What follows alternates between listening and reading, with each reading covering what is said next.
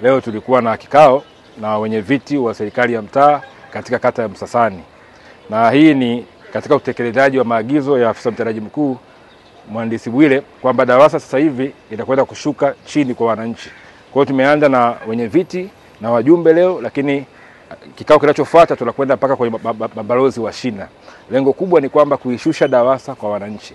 Tunaamini kupitia balozi wa shina, wenye viti pamoja na wajumbe tutaweza kutoa huduma bora na safi kwa wananchi wetu. Ninashukuru sana elimu ya leo tuliopewa na viongozi wa DAWASA, kwa sababu elimu hii itatuletea manufaa. Sisi tunapotoka hapa tumetoka na kitu, kwa kweli.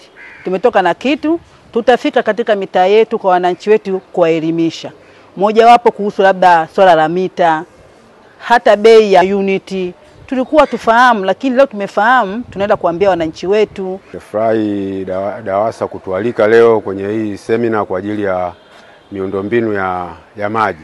Tumeelimishwa mambo ya mita, uvujaji wa maji, namna gani mtu anaweza akaangalia mita kwa ajili ya kuhakikisha kwamba anacholipa ni halali na kile ambacho alichotumia ni halali vile vile. Kwa hiyo ni mwenendo mzuri, na sisi tutashuka chini kwa watu wetu huku wa serikali ya mtaa Bonde la Mpunga kwa ajili ya kwenda kuwaelimisha, kwa sababu kuna masuala mengine sio lazima mtu aje huko amuone afisa moja kwa moja. Sisi kama viongozi wa mtaa tunaweza tukamuelimisha mtu na akatuelewa.